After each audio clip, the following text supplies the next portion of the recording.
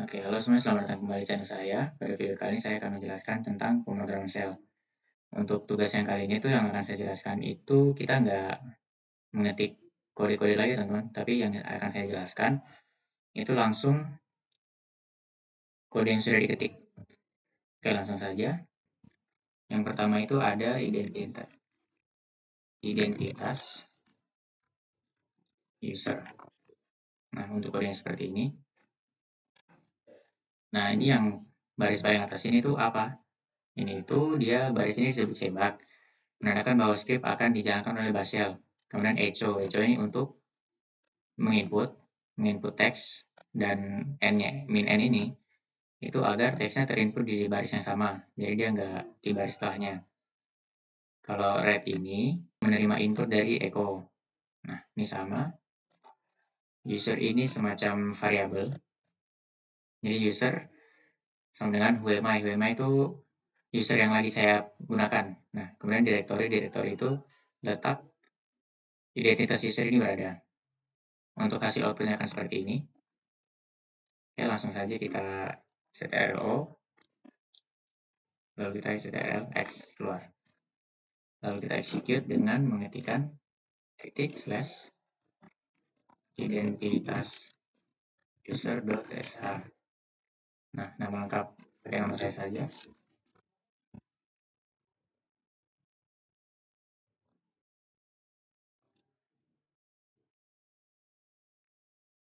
Ini saya user. Nah, outputnya akan menjadi seperti ini, teman-teman. Oke, lanjut yang kedua, cek argumen. Oke. Untuk kodenya seperti ini. Kodenya seperti ini. Dia inputan, dia nggak ada read. Semuanya inputan ini. Langsung saja.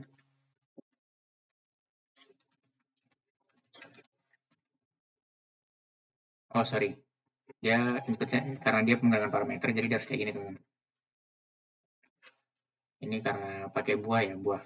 Berarti yang pertama apel, kedua semangka, ketiga nanas deh. Nah, dia jadi seperti ini, teman. Ini tuh nggak perlu sama, nggak perlu apel, semangka, nanas, bisa yang lain. Kalau yang lain mungkin contohnya seperti ini. Coba makanan lah. Goreng, sorry, segor, mie, lalu bakso. Nah, oke, lanjut yang ke latihan yang ketiga. Ketiga itu ada status user. Jadi kita disuruh menampilkan user. Jika user yang kita gunakan itu aktif, maka dia akan menandakan kalimat student user sedang aktif. Nah, kalau usernya yang kita masukkan itu nggak aktif, dia akan menandakan user yang tidak aktif. Oke, langsung saja. Untuk kodenya seperti ini.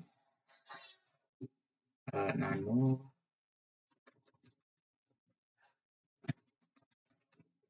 Kodenya seperti ini. Ini sama biar min n biar dia di satu baris. Read itu membaca inputan dari echo. Lalu ini, kalau di Ubuntu ini status 0 itu berarti dia berhasil, dia true. Status 1 itu berarti dia false ya, teman-teman. Langsung saja.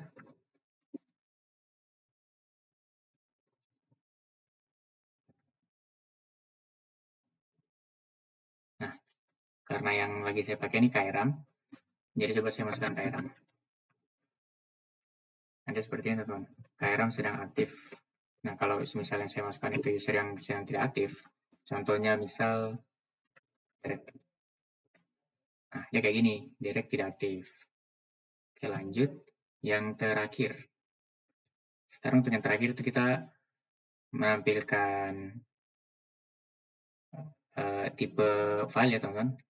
Contohnya di sini itu jika txt ada dalam variabel, jadi maksudnya itu kalau misalnya saya mengetikkan ini nih, myfile.txt.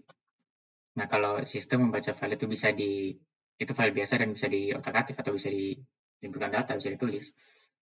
Maka dia akan menandakan myfile.txt adalah file biasa dan dapat ditulis. Nah, jika yang saya pilih adalah directory, maka dia akan menandakan mydir adalah directory. Nah, jika file yang saya masukkan itu tidak ada, misalnya nggak ada di file folder itu, dia akan menandakan kalau filenya itu tidak ditemukan. Oke, langsung saja.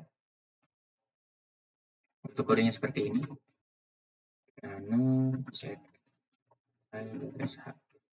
Nah, kodenya seperti ini, teman-teman. Minf ini berarti dia file biasa. Lalu minw itu dia dapat ditulis atau writable. Lalu min d itu berarti dia directory. Lalu untuk min e itu dia eksis. Maksudnya eksis di sini itu dia ada atau enggaknya, teman-teman. Oke, langsung saja kita coba. Slash set file.sh. Nah, saya ini sudah ada buat file yang teks ya, teman-teman. Coba saya langsung file.txt. Nah, dia akan memunculkan output file txt adalah file biasa dan dapat ditulis. Kalau saya tekan mydir, nah dia akan terbaca sebagai my directory. Dia akan terbaca sebagai directory. Lalu coba saya inputkan file yang nggak ada, misalnya contoh. Nah, contoh nggak ditemukan. Oke, mungkin cukup sekian video kali ini, teman-teman. Terima kasih banyak yang sudah menonton. Sampai jumpa di video selanjutnya.